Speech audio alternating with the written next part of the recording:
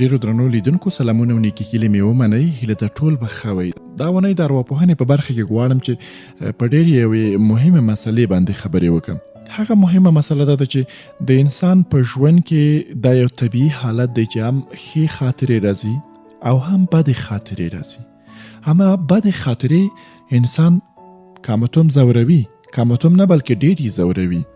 بدې خاطرې ګورې ستاسو خوشحالي له منځه وړي، انګیزه مو وژني او حتی په نفس باور مو ډېر زیات کمزوری کوي.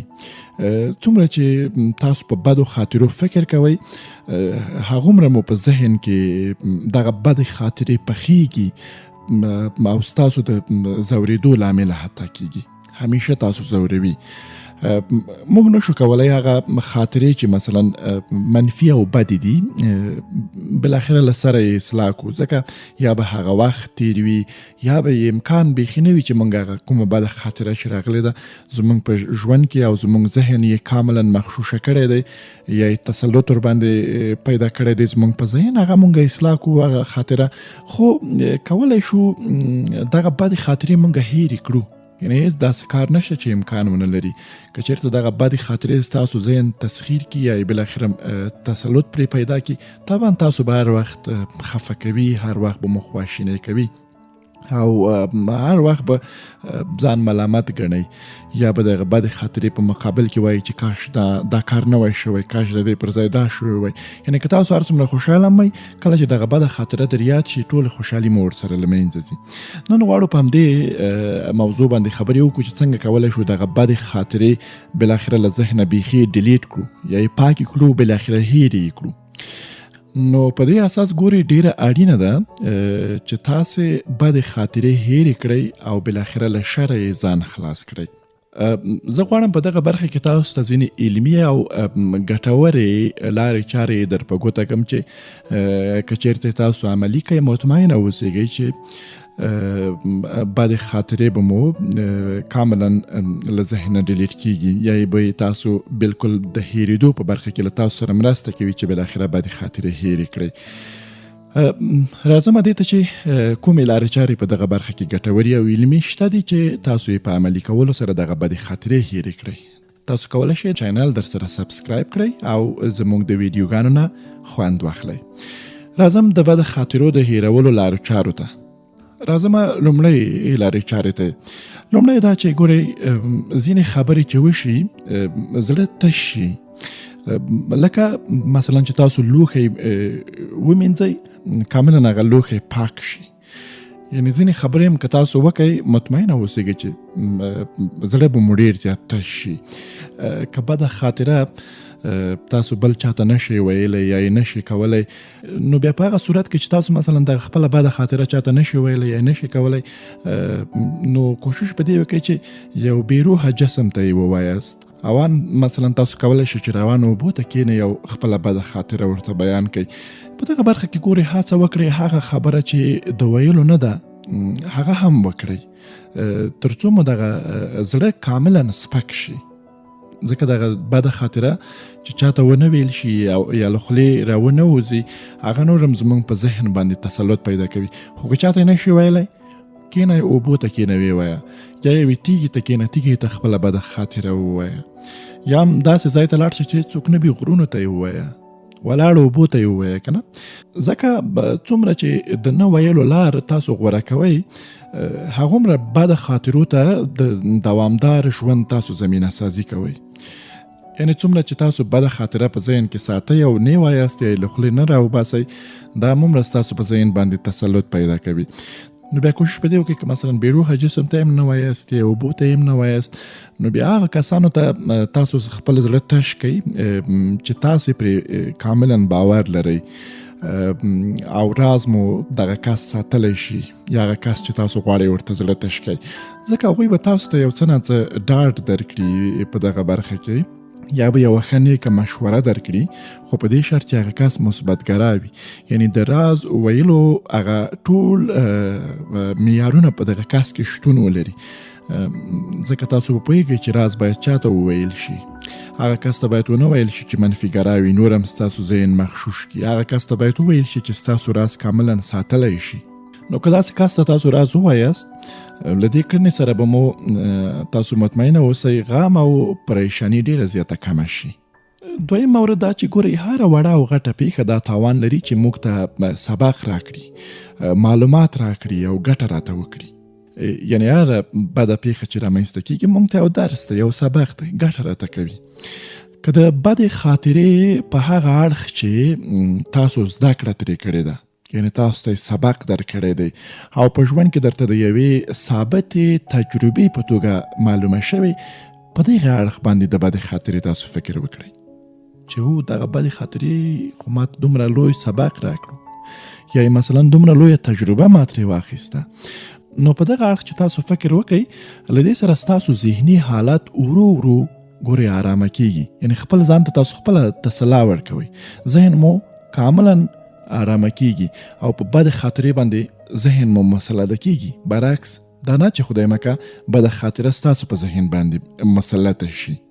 دریم مورد دا چې همیشه تاسو هڅه وکړئ چې یوه بوخته او کاري ورځ تر شا پرېږدئ. هغه کسان چې د بد خاطرې سره تل مخ یې یا یې ذهن درته مسلط کړی دی، نو تاسو کوشش په دې وکړئ چې هره ورځ یوه ډېره بوخته او کاري ورځ تر شا پرېږدئ، تر څو د منفي افکارو لپاره اصلا فرصت پیدا نشي چې تاسو پرې فکر وکړئ یا ستاسو ذهن ته راشي. که دنده نه وي، تاسو مثلا رخصت یاست یا یوازې یاست، بیا ورزش وکړئ. ورزش تر ټولو ښه غوره لار ده چې ذهناً انسان ډېر زیات آرامه کوي. مطالعه وکړئ چې کتاب د انسان یو بهترینه دوست دی چې هیڅ نوع ضرر تاسو ته نه رسوي بې له ګټې. فلم وګورئ، ځینې فلمونه شته چې انسان روحاً آراموي. تر ټولو بیا بله غوره لار هغه دا ده چې کوشش په دې وکړئ په دغه وخت کې تاسو عبادت او تلاوت وکړئ. یعنی عبادت زړه تشوي. کولی شئ مثلا په عبادت کې الله تعالی سره راز و نیاز وکړئ. تاسو بل دا چې انځورګري وکړئ. که رسامي کولی شئ، کولی شئ یو ښایسته طبیعت رسامي کوئ، یا خپل مهارت په رسامۍ کې وګورئ چې مثلا څومره ښه رسامي کولی شئ. خو دا ټول هغه لارې چارې دي چې تاسو باید ځان بوخت کړئ. په دې ډول تاسو کولی شئ چې بدې خاطرې لرې وشړئ. ګورئ دوستانو، دا ومنئ چې بدې پیښې د ژوند یوه مهمه برخه ده.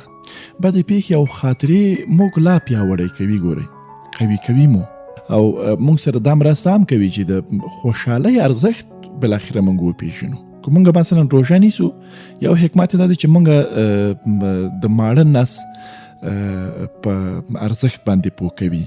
د یتیم او فقیر او بیچاره و له زړه نه مو خبروي چې هغوی که یوه مړۍ ډوډۍ ونه لري څومره سخته ده، او موږ 11 میاشتې خوراکونه کوو، اما د غریب د زړه نه نه وي خبر. دا د روژې یو لوی حکمت دی.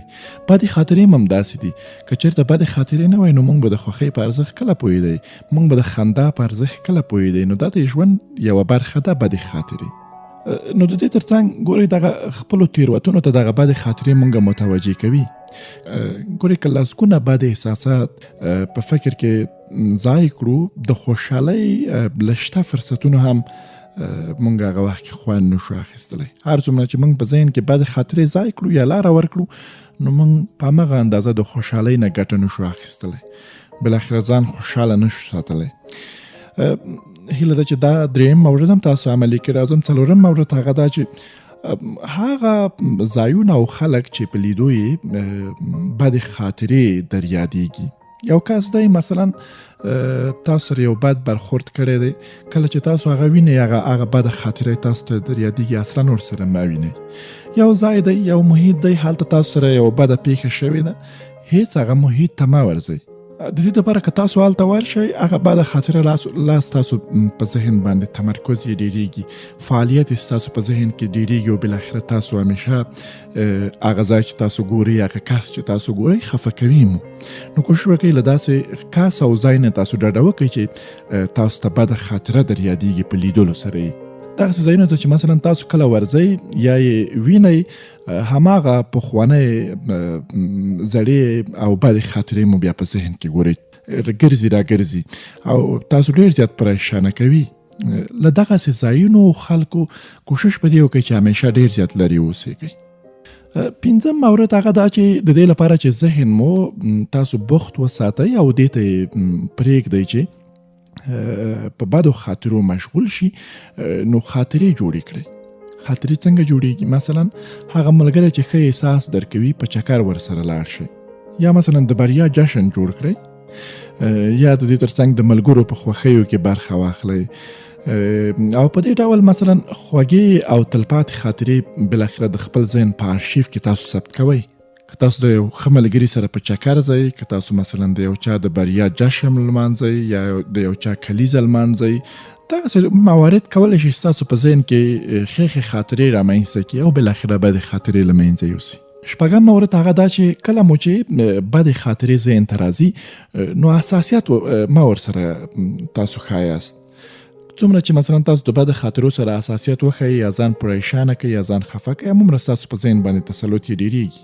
مثلا یا د شړلو یا یو دم هیرولو هڅه یې هم مه کوئ چې تاسو یو دم وشړئ یا یې هیرې کړئ، بلکې دا اجازه ورکړئ چې په زړه او ذهن کې مو وګرځي. ځکه څومره چې د هغوی په وړاندې ګورئ، تاسو ما مخکې مې اشاره وکړه چې زیات عکس العمل تاسو څرګندوئ، په هماغه اندازه بدې خاطرې مو هم فعاله کیږي او ستاسو په روان د غلبې کولو کوشش کوي. که ځان عادي وښایاست نو بدې خاطرې به ورو ورو خپل منفي اغیز پرېږدي. اتم مورد هغه دا چې په هغو مواردو فکر کول چې تیر شوي او نشي کولی هغه تغییر وکړي، له دې سره یوازې تاسو خپل ځان خفه کوئ، فکر مه کوئ. یعنې په داسې مواردو چې هغه تیر شوي دي او بالاخره دغسې موارد اندېښنو ته لاره لا هواروي چې بالاخره ستاسو خوشحالي له تاسو واخلي یا یې له منځه یوسي. واقعیتونه تاسو کله کله باید مطمئن اوسئ چې ومنئ، دا رښتیا ومنئ چې تیر وخت مثلا نشي بیرته تغییرولی، په حال شیبه کې چې همدا اوس تاسو یې ژوند وکړئ. تیر ژوند تیر شوی دی او تاسو یې تغییرولی هم نشئ، نو په د اوسنۍ وخت کې باید تاسو ژوند وکړئ. حال زمان کې هغه شیبه چې ژوند پکې کوئ د تیر وخت قرباني کوئ ما، نو په حال زمانه کې ژوند وکړئ، نه تیر. نهم مورد هغه دا چې نشه لامل کیږي چې هېرې خاطرې مو بیا ذهن ته راشي او په هغه ژور فکر وکړئ. ګورئ دغه چارس، هیروین یا نور نشهیي مواد چې تاسو استفاده کړئ ستاسو په ذهن باندې ډېر منفي اثرات کوي. یو له دغو منفي اثراتو دا دی چې بدې خاطرې در یادوي. نشه ستاسو عصبي سیستم ګورئ ډېر زیات ګډوډوي او ستاسو او بالاخره تاسې له کنټروله باسي. د بدو خاطرو راتازه کېدو ته دغه خپله نشه ډېره ښه لار هواروي او د اضطراب، ستومانۍ او بالاخره د پریشانۍ لامل کیږي. لسم او آخري مورد هغه دا چې کله چې له منفي افکارو سره تاسو لاس و ګریوان کیږئ، د روغتیا اصول عملي کړئ. کله چې تاسو د روغتیا اصول مراعتوئ درته سختیږي، خو د وجود ساتنه کول په رواني او جسمي روغتیا کې فوق العاده رول لري. ګټور خوراک، ورزش، مثلا کافي خوب بالاخره ستاسو له روغتیا سره مرسته کوي. یا کله مو چې روغتیا کامله وي هر څه ته بالاخره تاسو ځان رسولی شئ. د دې ترڅنګ مثلا په ورځ کې 1 ساعت خپل ځان خوښ ساتلو ته باید تاسو بیل کړئ. په کاري محیط کې کوئ یا په مهالویش کې چې تاسو روزانه لرئ، 1 ساعت د دې ته پیل کړئ چې بالاخره تاسو په هغه 1 ساعت کې خوشحالي وکړئ یا ستاسو د خوښۍ ساعت وي. په دغه وخت کې هغه څه وکړئ چې احساس مو ورسره ښه کیږي. مه یې هېروئ چې روغ وجود نیمه پاچاهي ده. که روغتیا ولرئ په دې مطمئنه اوسئ خوشحالي ستاسو ده. انګیزه به مو پیاوړې او په ځان باور به مو ډېر زیات وي. جذاب به یاست او کار کول به بالاخره درته د تفریح بڼه ولري. کله چې دا شیان ولرئ، بدې خاطرې غلبه نشي در باندې کولی او خفګان مو نشي ازارولی. هیله ده دغه مهمې لارې چارې درنو لیدونکو تاسو یې په ژوند کې عملي کړئ ترڅو بدې خاطرې له ذهنه کاملا ډیلیټ او پاکې کړئ. تر بلې اونۍ او بلې خپرونې الله مو مل شه.